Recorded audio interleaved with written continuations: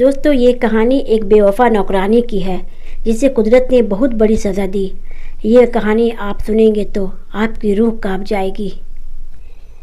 میرا نام سرلا ہے۔ میں حویلی میں کام کرتی تھی۔ میرے 6 بیٹے تھے، لیکن میری مالکن کے یہاں کوئی اولاد نہیں تھی۔ مالکن کی شادی کو 15 سال ہو چکے تھے۔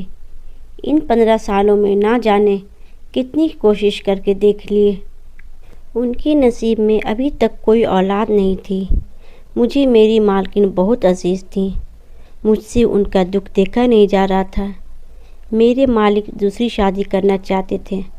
بہت عرصہ ہو گیا تھا، کوئی اولاد نہیں ہوا ان کے یہاں۔ وہ بھی اپنے گھر کے اکلوتے وارث تھے۔ شادی تو اب تک میرے مالک کر چکے ہوتے، لیکن میری مالکن نہ کوئی پیر چھوڑا نہ کوئی فقیر چھوڑا۔ اس طرح سے 23 گھنٹے سے ہر بار رکاوٹ ہوتی گئی۔ اس معاملے میں میں بھی اپنی مالکن کے ساتھ دیتی تھی۔ میں مالکن کی مدد کرتی تھی۔ پیر بابا کے پاس جاتی، مجھے ساتھ لے جاتی۔ اس مدد کا مجھے آج تک بہت مالی فائدہ بھی ہوا تھا، لیکن اس بار مالک نے تو شادی کا پکا ارادہ کر ہی لیا تھا۔ میری مالکن کی جان پر بنائی تھی۔ اب تو کوئی 23 گھنٹہ بھی اثر کرنے والا نہیں تھا۔ مالک نے جو فیصلہ کر لیا تو کر لیا۔ مالکن بہت پریشان تھی۔ میں انہیں دیکھ رہی تھی۔ ان کی حالت بہت خراب ہو رہی تھی۔ وہ اپنے کمرے میں چکر کاٹ رہی تھی۔ میں نے کہا، شانت ہو جائے مالکن، کچھ نہیں ہوگا۔ انہوں نے کہا، تمہیں نہیں پتہ سرلا، میں سوتن برداشت نہیں کر سکتی۔ میری گاؤں میں بہت عزت ہے۔ خاندان والی عورتیں مجھ سے حسد کرتی ہیں۔ میری نندے بھی یہی چاہتی ہے کہ میری شوہر دوسری شادی کر لے اور میری بادشاہت ختم ہو جائے، لیکن میں ایسا ہونے نہیں دوں گی۔ کوئی ترکیب سوچ رہی ہوں۔ مالکن حد سے زیادہ پریشان ہو رہی تھی۔ پھر اچانک رک گئی اور میرے چہرے کو عجیب نظروں سے دیکھا۔ میں بھی مالکن کو دیکھ رہی تھی۔ انہیں مجھ سے کیا چاہیے تھا؟ سرلا، کیا تم میری مدد کر سکتی ہو؟ انہوں نے اچانک میری آنکھوں میں دیکھ کر میرے ہاتھوں کو تھام کر مجھ سے سوال کیا تو میں حیران ہو گئی۔ میں نے کہا، ہاں کیوں نہیں، بلکہ انہیں یہ کہنے کی کیا ضرورت تھی؟ میں تو ہمیشہ ان کی مدد کے لیے حاضر رہتی ہوں۔ میں نے کہا، یہ پوچھنے کی بھی کیا ضرورت تھی؟ میں نے کہا، یہ پوچھنے کی بھی ضرورت نہیں ہے، میں تو ہر وقت آپ کی مدد کے لیے تیار ہوں۔ انہوں نے کہا، آج میں تم سے ایسی مدد مانگنے جا رہی ہوں، شاید تم نہ کر سکو۔ ان کی بات سن کر میں حیران ہو گئی۔ ایسا کون سا کام تھا اور ایسی کون سی مدد تھی جو میں نہیں کر سکتی تھی؟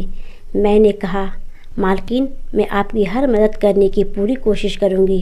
کبھی ایسا نہیں ہو سکتا کہ میں آپ کی مدد کرنے سے انکار کروں۔ آپ نے سوچ بھی کیسے لیا آپ کو انکار کروں گی؟ انہوں نے کہا، جو بات میں کہنے جا رہی ہوں شاید وہ تمہارے لیے بہت مشکل ہو سکتا ہے، انکار کر دو۔ ان کی بات سن کر تعجب ہوا۔ آخر ایسی کون سی مدد چاہیے تھی جو مجھ سے چاہتی تھی؟ لیکن اگلے ہی پر انہوں نے میری آنکھوں میں دیکھ کر ایسی مدد مانگی جس کو سن کر میرے سر سے آسمان گر گیا۔ ان کی بات سن کر میں کچھ پل کو سوچ میں پڑ گئی۔ میرے چہرے کی کیفیت دیکھ رہی تھی، پھر بولی، سرلا، تم میری مدد نہیں کرو گی اس معاملے میں کیونکہ یہ کام بہت مشکل ہے۔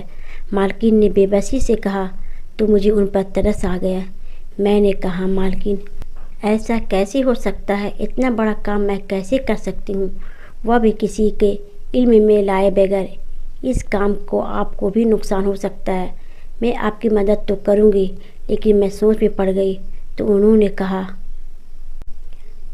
کہ وہ میری مدد کرنے کی قیمت دیں گی، یعنی کہ 20 لاکھ روپے۔ میرے ہوش اڑ گئے۔ میں نے اپنی زندگی میں کبھی اتنی بڑی رقم نہیں دیکھی تھی۔ میری آنکھوں کے سامنے 20 لاکھ لہرانے لگے۔ ایک طرف میرے شوہر کا بہت قرضہ تھا، مجھ پر بھی قرضہ تھا، 3-4 لاکھ کا قرض تھا، لیکن یہ رقم تو بہت ہی زیادہ تھی۔ رقم بہت زیادہ تھی اور کام بہت ہی آسان تھا۔ مجھے اس سے کوئی فرق نہیں پڑتا تھا۔ میں فوراً تیار ہو گئی۔ میں نے کہا، میں آپ کی مدد کرنے کو تیار ہوں۔ مالکن خوش ہو گئی۔ اگر کسی کو معلوم ہو گیا، آپ کے شوہر کو معلوم ہو گیا اس بات کا راز کھل گیا تو اس دن میرا اور آپ کا حویلی میں آخری دن ہوگا۔ آپ کو معلوم ہے نا کتنا بڑا رسک ہے۔ میں تو نوکرانی ہوں، شاید مجھے معاف کر دیا جائے، لیکن اس بات کے لیے مالک آپ کو کبھی معاف نہیں کریں گے۔ یہ کوئی چھوٹی بات نہیں ہے، بہت بڑی بات ہے۔ میں تو کہتی ہوں ایک بار پھر سوچ لیں، ایسا نہ ہو کہ سب کچھ ختم ہو جائے۔ لیکن مالکن اپنے ارادے کی پکی تھی، انہوں نے ارادہ کر لیا تھا اور وہ پیچھے نہیں ہٹنے والی تھی۔ انہوں نے کہا کہ میں سوتن برداشت نہیں کر سکتی، اس لیے انہیں یہ سب کرنا ہوگا، بہت ہی خفیہ طریقے سے کرنا ہوگا، اور میں ان کی ہر طرف سے مدد کرنے لگی۔ مدد کرنا بہت مشکل تھا۔ مالک غصے کے بہت تیز ہیں۔ کرنے کو تو وہ مالکن سے محبت کرتے تھے، لیکن خاندان والوں اور بہنوں کی باتوں میں آ کر دوسری شادی کے لیے حامی بھر دیے تھے، حالانکہ وہ دوسری شادی کی جھنجٹ میں پڑنا نہیں چاہتے تھے۔ 20 لاکھ روپے کی رقم میرے لیے بہت زیادہ تھی۔ یہ کام ایسا تھا کہ اگر ہمارا راز کھل گیا تو پھر مالک میرا اور مالکن کا جو حشر کرنا تھا، اس کا تصور کرنا بھی مشکل تھا۔ جب حقیقت کا پتہ چلے گا تب محبت اسی وقت نفرت میں تبدیل ہو جائے گی۔ مالکن کے بتائے ہوئے پلان پر ہم دونوں ایک ساتھ امردوار آمد کر دیے تھا، لیکن اس سے پہلے مالکن مجھے ڈاکٹر کے پاس لے گئی۔ کچھ دنوں سے میری طبیعت خراب تھی۔ ڈاکٹر صاحب نے مجھے خوشخبری سنائی، پہلی کامیابی ہمیں مل چکی تھی۔ ہم نے زیادہ انتظار نہیں کرنا پڑا۔ مالکن خوشی خوشی گھر چلی گئی۔ سارا راستہ میری آنکھوں کے سامنے 20 لاکھ کی رقم لہراتی رہی، اور میری مالکن کی آنکھوں کے سامنے بچہ، جی ہاں بچہ، میرا بچہ، جو کہ 20 لاکھ کے عوض میں مجھ سے لینے والی تھی۔ میرے پاس تو پہلے سے بہت سارے بچے تھے۔ مجھے بچے کی ضرورت نہیں تھی، مجھے پیسے کی ضرورت تھی، اور مالکن کو بچے کی ضرورت تھی۔ ہم دونوں خوشی خوشی گھر آئے۔ مالکن نے حویلی میں اعلان کر دیا کہ میں ماں بننے والی ہوں۔ یہ خبر سن کر مالک بہت خوش ہوئے۔ ان کی نظر میں دوسری شادی کرنا ایک مجبوری تھی۔ اگر مالک کو شادی ہی کرنی ہوتی تو وہ اب تک کر چکے ہوتے۔ سچ تو یہ تھا کہ وہ مالکن سے بہت محبت کرتے تھے، لیکن اب کی بار تو انہوں نے پکا ارادہ کر لیا تھا۔ اپنے رشتہ داروں اور اپنے بہنوئی کی باتوں میں آ کر حامی بھر لی تھی، لیکن جب پتہ چلا کہ ان کی بیوی ماں بننے والی ہیں تو ان کی خوشی کا کوئی ٹھکانہ ہی نہیں رہا۔ مالک کی خوشی دیکھ کر مجھے ایک لمحہ کو گھبراہٹ ہوتی تھی۔ شروع میں لگتا تھا سب ٹھیک ہوگا، اچھا ہوگا، لیکن پتہ نہیں کیوں دن جاتے جا رہے تھے۔ صرف میں ہی نہیں، میری مالکن بھی پریشان ہوتی جا رہی تھی۔ اگر یہ راز کھل گیا تو کیا ہوگا؟ میں ساتھ ہوں، آپ پریشان نہ ہو۔ آپ کو پریشان ہونے کی ضرورت نہیں ہے، لیکن سچ بات تو یہ تھی کہ میں خود پریشان ہو گئی تھی۔ میں نے مالکن سے کہا، میرا حویلی میں رہنا صحیح نہیں ہے، یہاں ہر کوئی آتا جاتا رہتا ہے۔ ان کے خاندان والے کو چہروں پڑھنے کی شاید عادت ہے، میری اور مالکن کے چہروں کو وہ آسانی سے پڑھ سکتے ہیں۔ میں خوشی سے زیادہ پریشان ہونے لگی تھی، اس لیے میں نے مالکن کو مشورہ دیا، ہم شہر والے گھر میں چلے جاتے ہیں، وہاں کوئی نہیں ہوگا اور شہر میں وقت گزر جائے گا، کیونکہ یہاں پر کوئی آتا جاتا نہیں تھا۔ ہمارے ساتھ ایک چوکیدار اور ایک نوکرانی ساتھ میں آئی تھی، کیونکہ اب تو ہم کام نہیں کر سکتے تھے۔ مالکن کو بھی پریشانی نہ ہو، حویلی میں کچھ کام کرنے کو کہے گا تو ہم لوگ اچھے سے پلاننگ کر کے آئے تھے، جہاں کی میرا اچھے سے خیال رکھا جائے گا۔ اب شہر آ کر ہم پورے سکون سے تھے، یہاں میرا خیال رکھا جا رہا تھا۔ ساری زندگی میں نے مالکن کی خیال رکھا، ان کی خدمت کی۔ آج زندگی میں پہلی بار مالکن میرا خیال رکھ رہی تھی۔ قسمت بھی کیسے کیسے پھیر کھاتی ہے۔ ساری زندگی جس عورت کی خدمت کرتی آئی ہوں، آج وہ اپنی خواہش کے لیے میری خدمت کر رہی تھی۔ مجھے لگتا تھا ہم محتاجی صرف لینا جانتے ہیں، ہم لوگ کسی کو کچھ دے نہیں سکتے، لیکن آج میں قدرت کی کاریگر پر شکر گزار ہوں۔ آج میں نہیں، وہ مانگنے پر مجبور ہے۔ میری مالکن اتنی اچھی ہے تو ان کے ساتھ اچھا کیوں نہیں ہوتا؟ واقعی اچھے لوگوں کے ساتھ اچھا نہیں ہوتا۔ ہر وقت مجھے عجیب و غریب خیال آنے لگا، مہینے ہفتوں میں تبدیل ہونے لگے۔ اب میرے پیٹ میں حرکت شروع ہونے لگے تھے۔ پہلی بار اس نے میری پیٹ میں حرکت کی تو مجھے عجیب سا احساس ہوا۔ آدھی رات کو میری آنکھ کھل گئی، میں اٹھ کر بیٹھ گئی۔ اپنا ہاتھ پیٹ پر پھیرا اور یہاں پر مجھے عجیب سا احساس ہونے لگا تھا کہ میرا بچہ مجھے پکار رہا ہے، مجھے کہہ رہا ہے کہ ماں مجھے کسی کو نہ دو، میں تمہارا ہوں۔ وہ ساری رات میں نے جاگ کر بتائی۔ اس رات میرا دل بدلنے لگا تھا۔ اس رات میرے دل کے ساتھ ساتھ میرا نیت بھی بدل گئی۔ مجھے اب وہ 20 لاکھ بہت چھوٹا اور حقیر لگنے لگا تھا۔ مجھے لگ رہا تھا بیٹا ہو کے بھی مجھے وہ خوشی نہیں دے گا جتنا مجھے 20 لاکھ روپیہ دے گی۔ میرے پاس تو اولاد تھی، اب اور ایک اولاد کی کیا پڑی تھی؟ لیکن اب میرا خیال غلط ثابت ہو گیا تھا۔ اولاد پہلی ہو یا آخر، اولاد اولاد ہوتی ہے۔ مالک میری پریشانی کو بھانپ لی تھی اور مجھے بار بار سوال کرتی، سرلا تم خاموش کیوں ہو گئی ہو؟ اسی دوران مالک بار بار حویلی کا چکر لگاتے رہتے تھے، لیکن مالکن کہتی تھی آپ وہاں دیکھیے، یہاں میں دیکھ لوں گی، وہاں آپ کو بہت سارے کام ہوتے ہیں، یہاں سکون سے میں ہوں، پریشان نہیں ہوں۔ بھلا آخر وہ دن بھی آیا، ڈاکٹر نے مجھے ڈلیوری کی تاریخ دے دی۔ میری مالکن نے ابھی حویلی میں کچھ نہیں بتایا، انہوں نے کہا ڈلیوری کرانے کے بعد ہی وہ اپنے شوہر سے رابطہ کریں گی اور کہیں گی ڈلیوری ایمرجنسی میں کرنی پڑی، ان کی طبیعت خراب ہو گئی تھی۔ ہم دونوں کی زندگی کا یہ سب سے بڑا جھوٹ تھا جو اب ہمارے گلے پڑنے والا تھا۔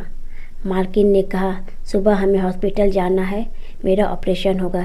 یہ بات سن کر میری تو جیسے روح فنا ہو گئی۔ مجھے محسوس ہوئی کہ میں نے دل میں سوچا نہیں کہ میں اپنا بچہ کسی کو نہیں دوں گی۔ میرا 20 لاکھ گیا، میرے بچے کی قیمت 20 لاکھ سے کہیں زیادہ ہے۔ اسی سمے میں نے اپنا سامان باندھا اور راتوں رات حویلی سے نکل گئی۔ میں نے پیچھے مالکن کے بارے میں کچھ نہیں سوچا، رات بس پکڑ کر اپنے گاؤں نکل گئی۔ اب مجھے درد برداشت نہیں ہو رہا تھا، میری طبیعت خراب ہو رہی تھی۔ میں نے پہلے کبھی آپریشن نہیں کروایا تھا، میرا بچہ ہمیشہ نارمل پیدا ہوتا تھا، مجھے عادت ہو چکی تھی۔ میں نے اپنی مالکن کو بہت بڑا دھوکہ دے کر نکل چکی تھی، کیونکہ مجھے اپنا بچہ چاہیے تھا۔ پیچھے مالکن کا کیا حل تھا مجھے کچھ نہیں پتا تھا۔ 5 گھنٹے بعد میں اپنے گاؤں پہنچی۔ اب مجھے درد شروع ہو گیا تھا، میں اپنے گھر نہیں جانا چاہتی تھی۔ مجھے ڈر تھا میرا پتی مجھے واپس مالکن کے پاس چھوڑ آئے گا۔ میرا پتی لالچی تھا، اس 20 لاکھ کا نہ جانے کتنے سپنے دیکھ چکا تھا، مجھے واپس بھیج کر اپنی رقم حاصل کر لے گا۔ اس لیے میں گھر نہ جا کر گاؤں کی زرینہ دائی کے گھر چلی گئی۔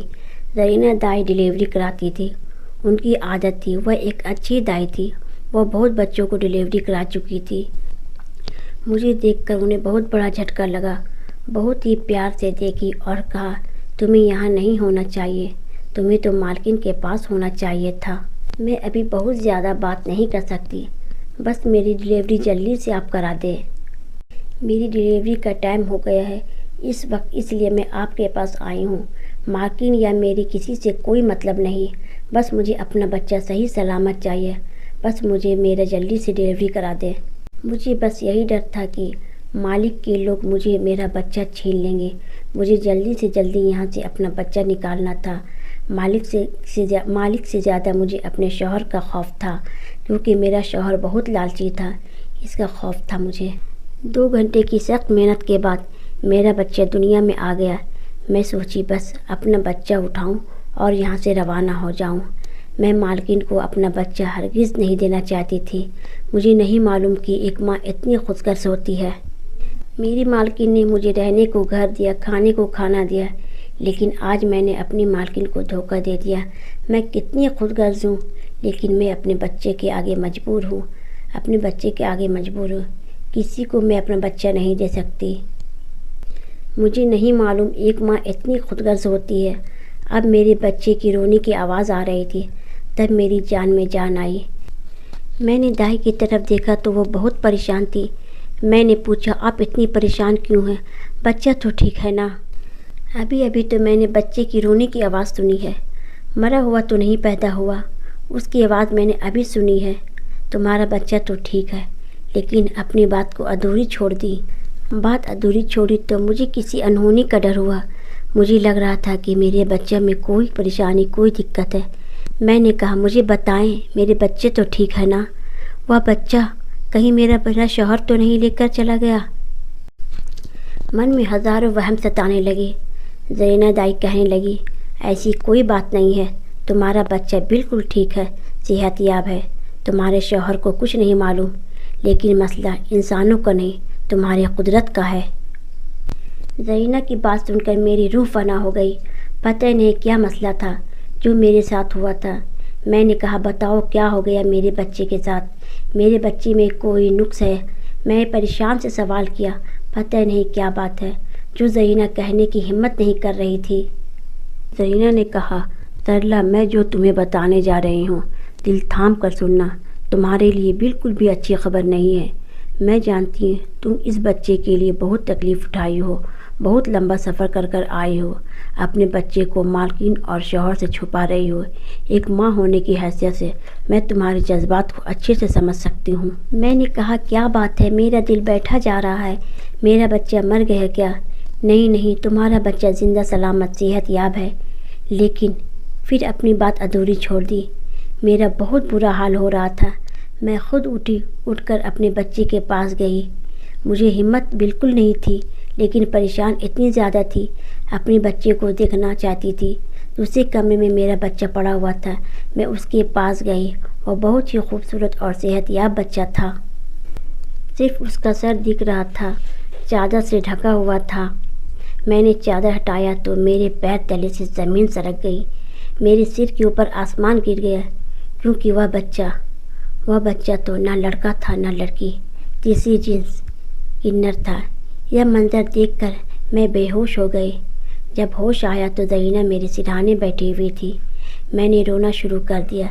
زرینہ نے کہا میں نے اپنی مالکن کو دھوکہ دیا، اس بیچاری مجبور عورت کو 9 مہینے امید دلائی اور عین مصیبت کے وقت اسے اکیلا تنہا بے مددگار چھوڑ کر چلی آئی۔ یہ بھی نہ سوچا کہ اس وقت کسی کی مصیبت آئی ہوگی، اس کا شوہر اس تک پہنچ گیا ہوگا اور دیکھا ہوگا یہ سب ڈرامہ تھا۔ اس پر کیا گزری ہوگی؟